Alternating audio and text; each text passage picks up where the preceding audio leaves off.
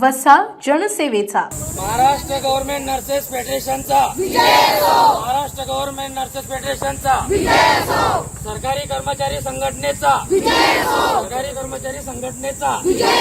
हमारी युनियन या आंदोलनात सहभागी झालेल्या परिचारिकांनी जुनी पेन्शन योजना लागू करण्याची मुख्य मागणी लावून धरली आहे। गेल्या अनेक वर्षांपासून शासन केवळ आश्वासने देत आहे, प्रत्यक्षात कोणतीही अंमलबजावणी होत नसल्याने कर्मचाऱ्यांमध्ये मोठा असंतोष निर्माण झाला आहे। मागील 1.5 वर्षांपासून आम्ही विविध आंदोलने केली, पण शासनाने चर्चेसाठी वेळ दिला नाही। त्यामुळे आता हा बेमुदत संपाचा निर्णय घ्यावा लागला, असे मत महाराष्ट्र गव्हर्नमेंट नर्स असोसिएशनचे जिल्हा उपाध्यक्ष मंगेश शिरसाट यांनी व्यक्त केले। जिल्हा रुग्णालयातील परिचारिका मोठ्या संख्येने संपात सहभागी झाल्याने आरोग्य सेवेवर याचा परिणाम होण्याची शक्यता आहे।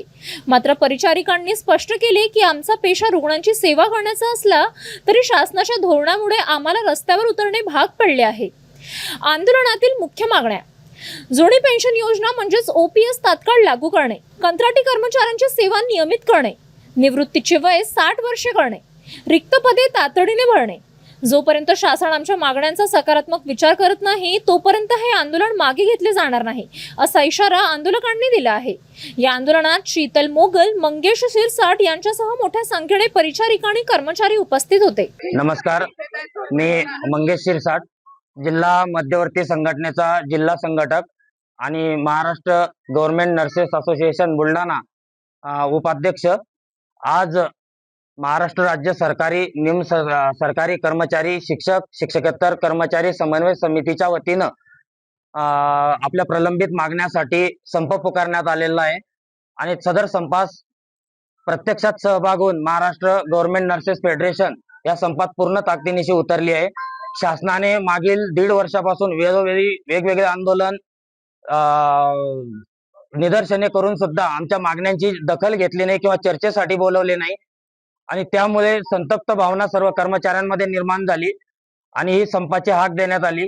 मुळात आमचा परिचारिका पेशा हा अत्यंत संवेदनशील आणि रुग्णाप्रती संवेदना बाळगणारा पेशा आहे, परंतु हा संप आम्ही स्वतः केलेला नसून हा शासनाने आमच्यावरती लादलेला संप आहे।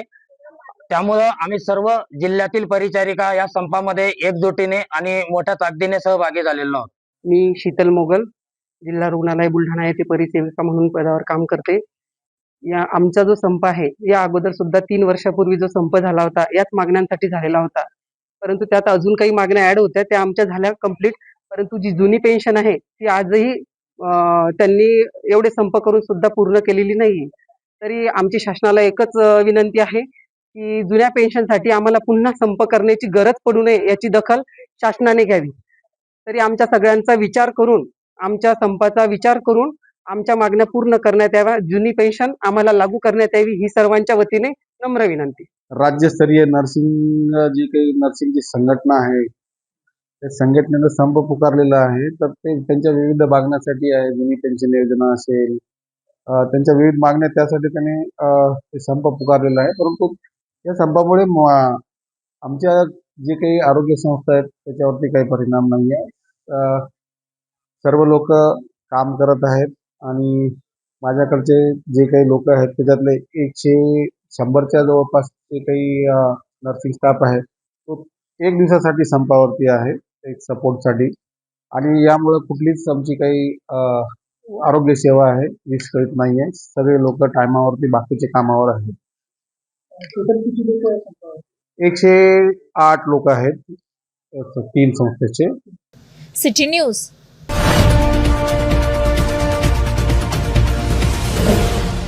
सिटी न्यूज वसा जनसेवेचा।